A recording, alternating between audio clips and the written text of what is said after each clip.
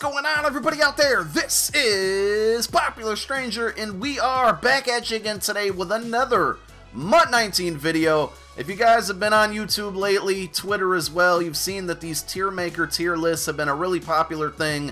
A lot of people doing different videos ranking, you know, NFL teams, jerseys, quarterbacks, a bunch of different things, and I'm going to explore it myself today, but I made my own tier list, and we'll check it out in a moment. We're going to be ranking every single MUT 19 promo up until today. Now, of course, and I say this loosely because it might not happen, I'm sure it will, but we could possibly get more promos, and if we do, you know, obviously those promos won't make the list, but we're going to rank everything up until today, including the positional heroes, which is kind of the active promo that's going on. So I will, if I can figure it out, leave a link in the comment section. It'll be a pinned comment on how you can access this list and make your own choices, and once you do, I'd like you to save it. And down below, you can see my Twitter name somewhere over here.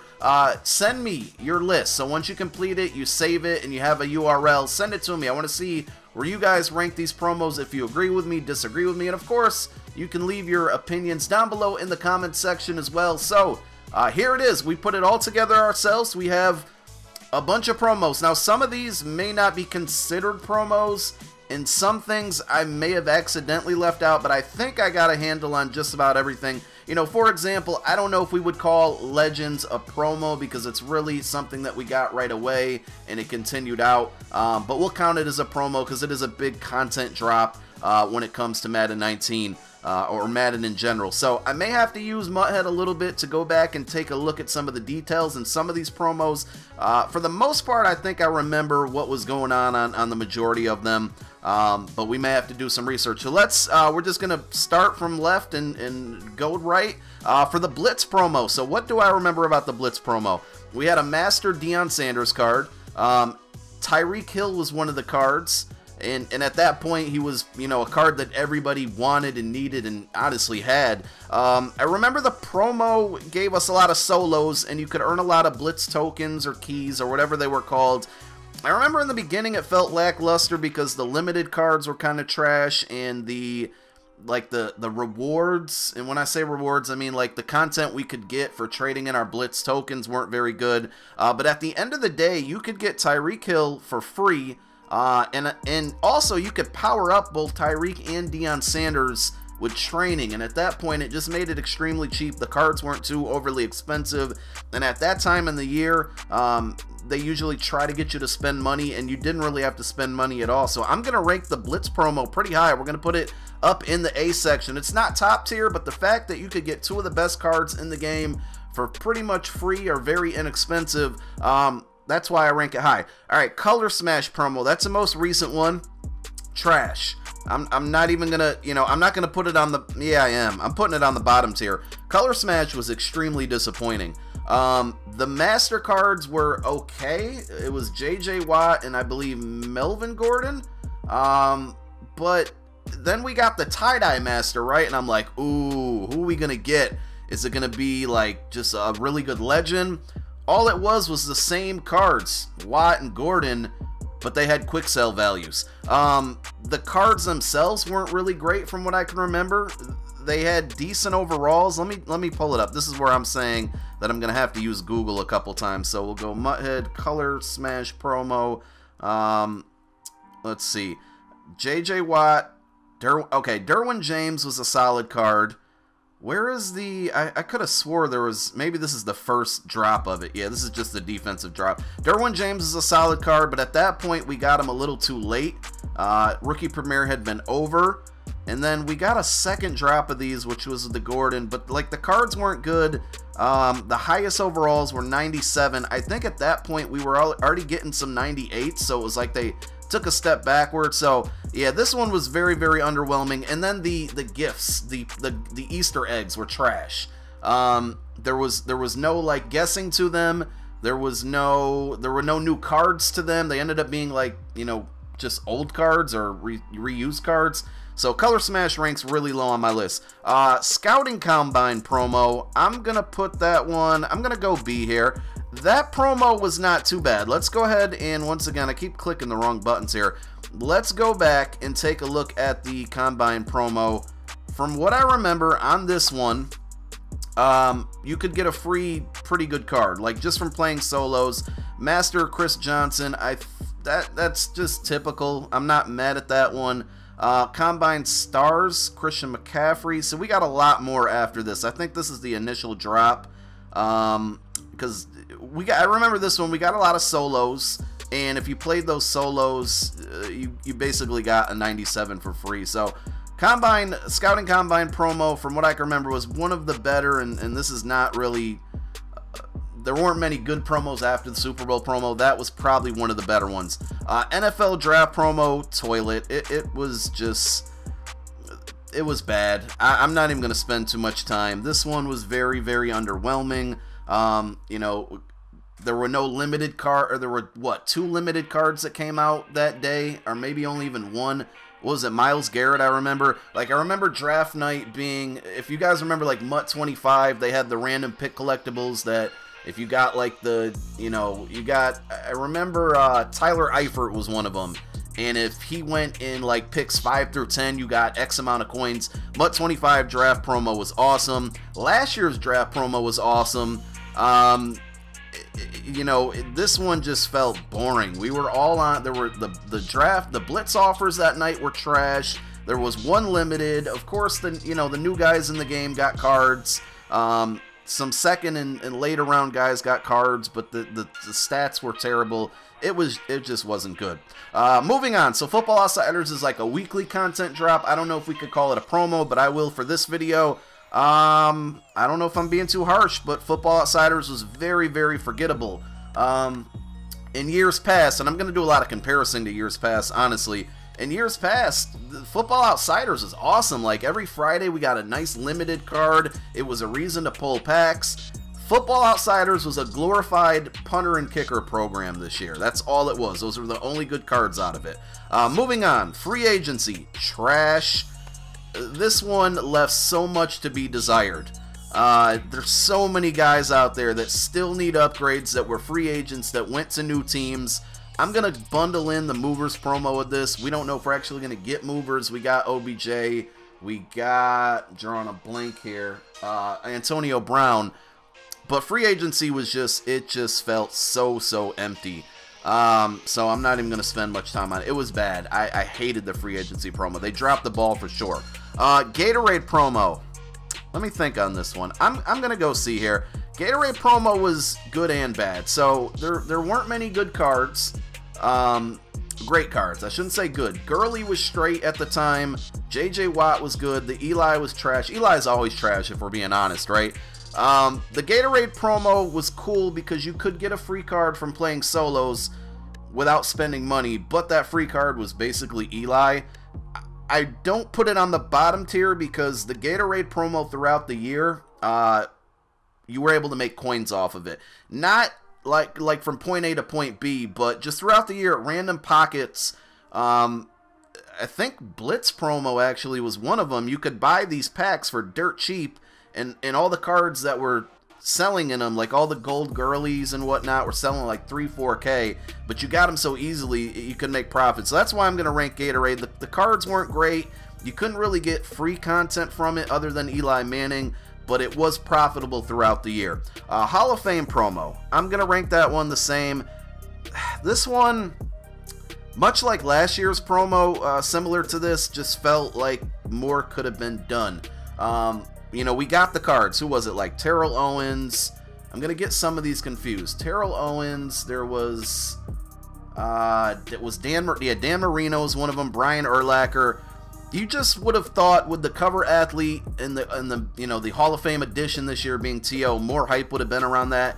It felt like we got these cards. They were pretty cool to upgrade to an 85, and then EA forgot about them for like 3 months. And I might even be short selling 3 months. It was a while before any of those guys got upgrades. So the Hall of Fame promo could have been better, not too bad. Solid cards to start out the year. We'll rank it at a C. The Mutt Harvest promo. You know, this one was pretty good. And I'm going to say pretty good because it gave us, at that time, the best card in the game, and that was Lawrence Taylor. The Walter Payton was okay. Lawrence Taylor was great. From what I remember, let me just pull this one up. I clicked the wrong button again. Let me pull this one up just because I want to make sure I have all my details here and I'm not ranking it too high. Turkey Bowl, Mutthead Turkey Bowl. This is one that kind of, you know, it's the Harvest program, it's the Thanksgiving program. It was spread out for a while, but we had Walter Payton, Lawrence Taylor. You could get a free All-Star. Darius Slay was the one that I picked up. Yeah, I'm not ranking this too high. This was good. We had the Turkey Day Trotters, which had to meet certain in-game, like real-life objectives to get an upgrade. I think for the most part, none of them did, right? I don't think any of them did, but maybe... I think he did. I could be wrong, but we got a ton of solos. We got a bunch of solos to basically get us a bunch of options to do things. Whether you wanted a turkey trotter, you wanted an all-star, you weren't going to get an MVP for free. But again, Lawrence Taylor was an amazing card. The only kind of downside to this one was the cornucopia packs or potluck pack.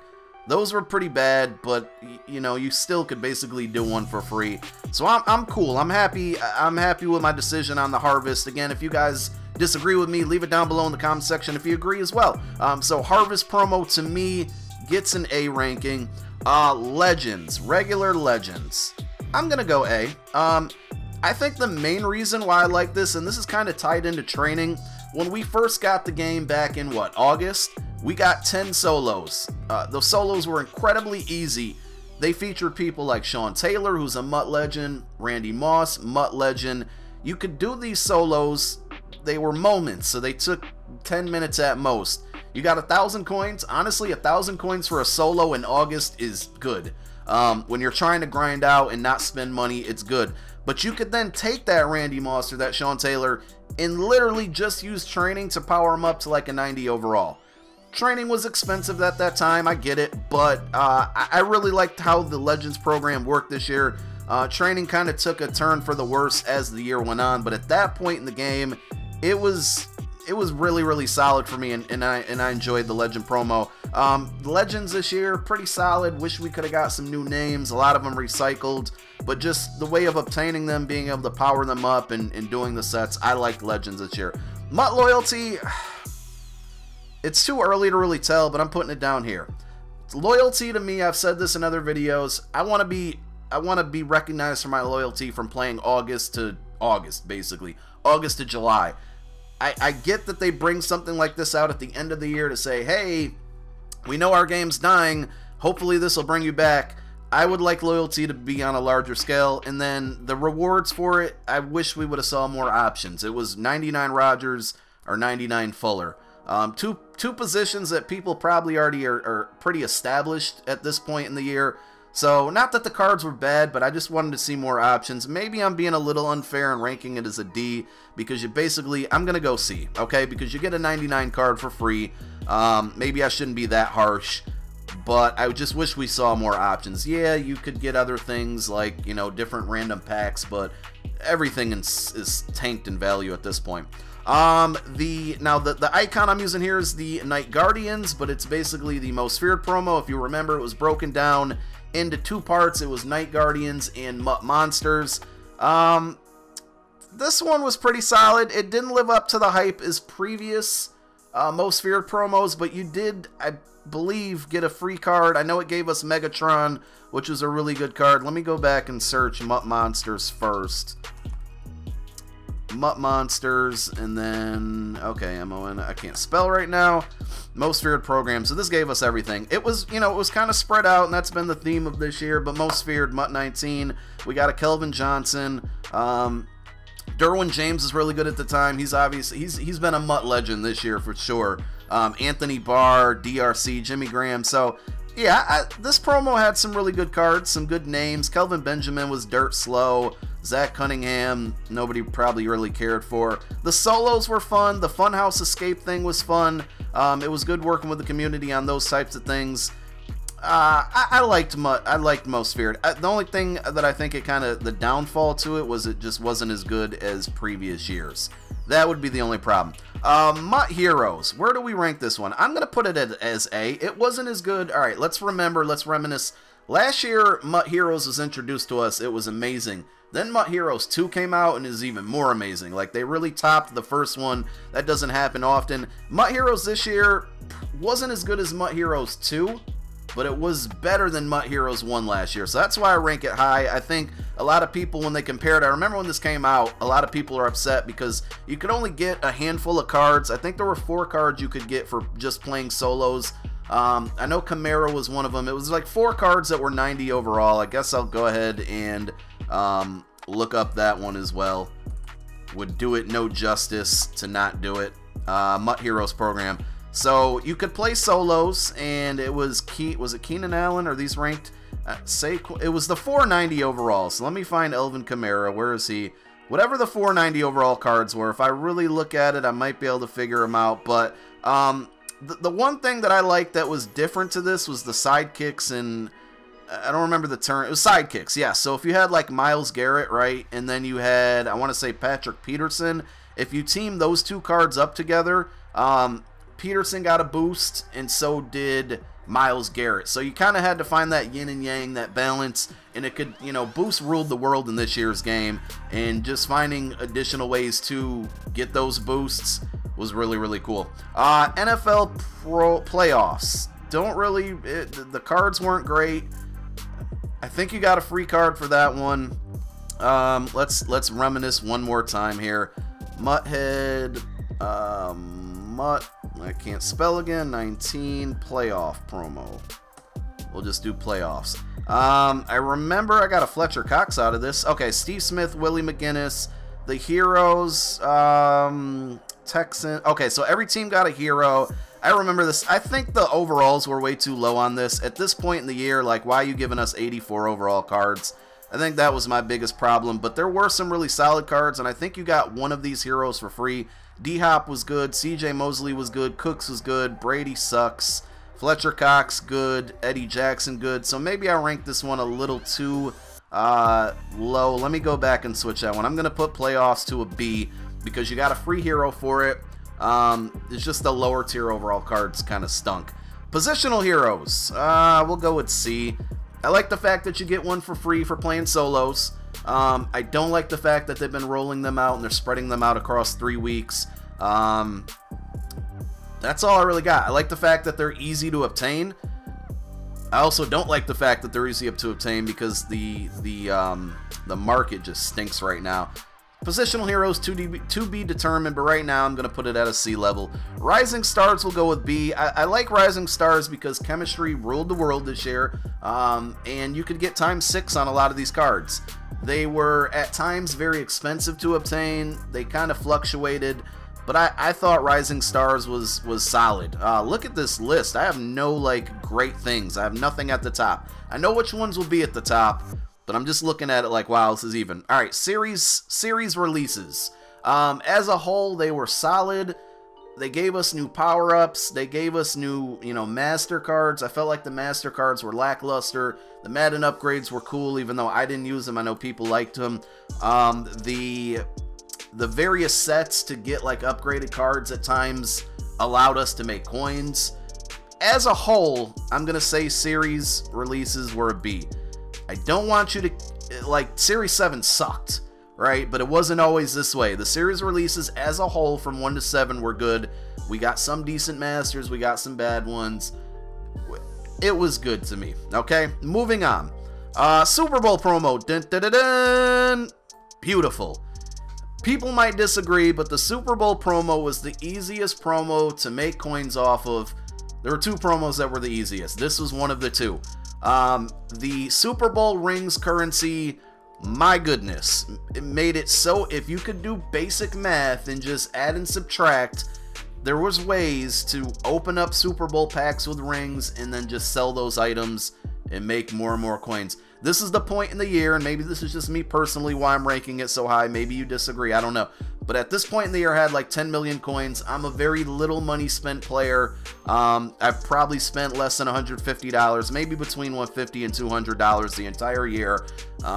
And I got up to 10 million coins very easily because of this promo. The players weren't great. The solos were straight, but honestly, I'm strictly rating this one very high because it was so easy, so easy to make coins and make rings, that it just deserves to be on the Mount Rushmore. Team builders, I'm putting this one at top 2 because they listened. It felt for once in the year that EA listened. Theme teams, very huge this year. Chemistry is very huge. People wanted those lower overall cards or those names that we don't really hear or see get cards a lot. And they gave us like 400 new cards all at once, and they were team builders, and they were great to make theme teams. I was almost going to say I wish we got more, but honestly, no. It was good. Those were tied in with team MVPs, which we're coming up to, but team builders was excellent in my opinion. Team captains, I'm going to rate this one A. I almost put it at the top level, but it wasn't that great. This one was, so these cards, if you remember, it was only Jerry Rice, Ray Lewis, Shannon Sharp, and Michael Strahan, but it was basically a way to get one of the best cards in the game for free early on in the year. So training was expensive early in the year, I get that, but this program, this promo has given all year long, because you got a really good card for free to start the year. You got solos, you earned the card, you powered them up throughout the year.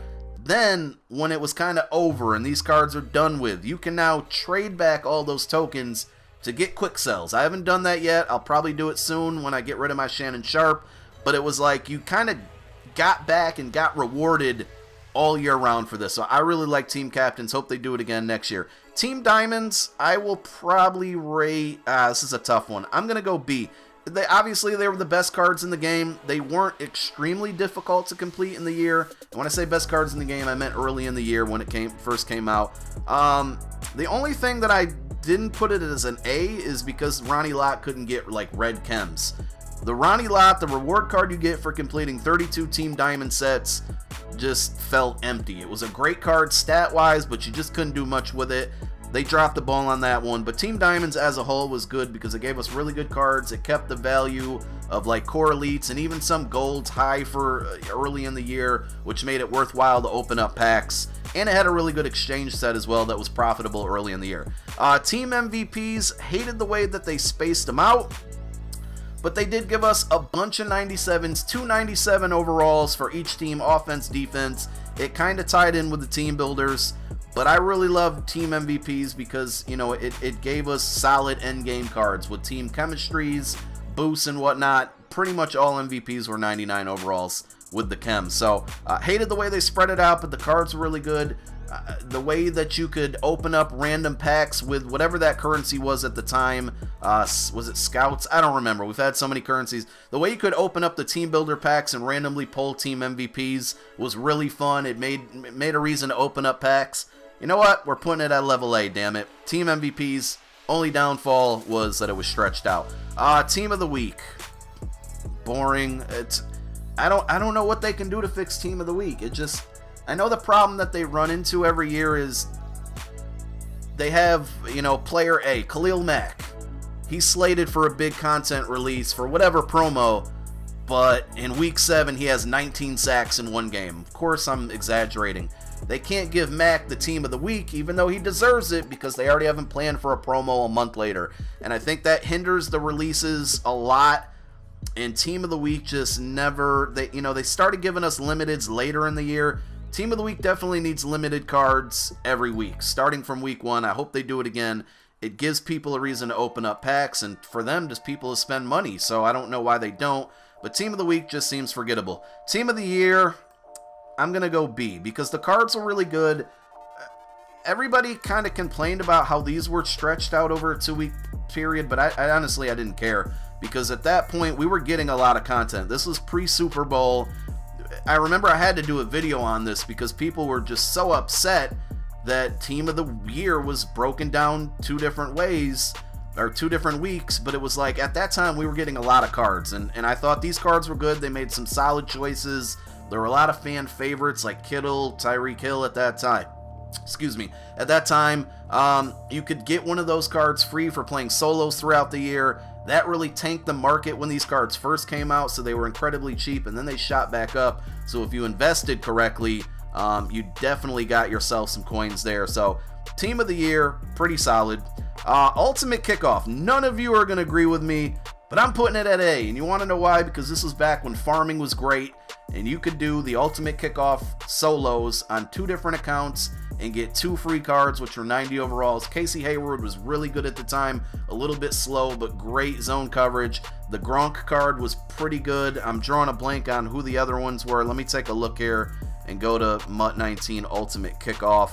But I'm strictly ULTIMAT Kickoff. I can't spell. I'm strictly ranking this one really high because you could do this. Oh, Antonio Brown and Kuechly, like 4 great names. I was wrong. All right, let me rewind.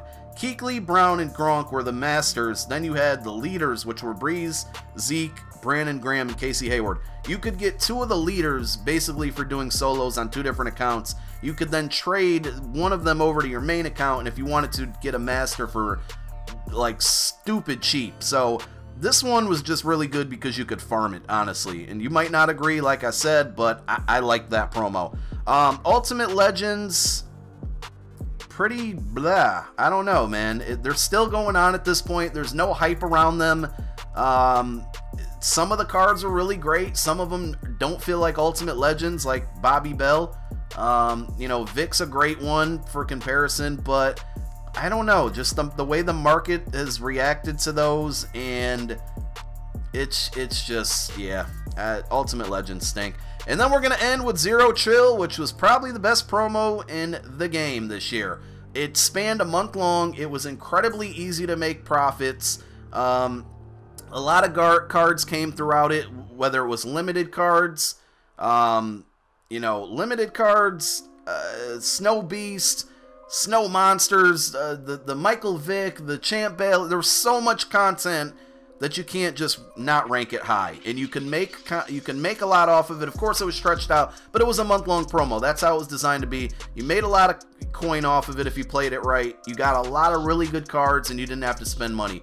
The gifts were pretty solid. The gifts made the market go crazy, which usually if the market goes crazy, you can kind of make coins off of it, which I've been repeating. But that's it, man. I didn't think that this video would span the length of what, I'm at 27 minutes and some change right now. So thank you for tuning in. If you did, again, let me know if you agree, disagree down below in the comment section. Send me your list if you were able to make one, and save your URL and tweet it to me. Thank you so much for watching. My name is Popular Stranger. I'm out.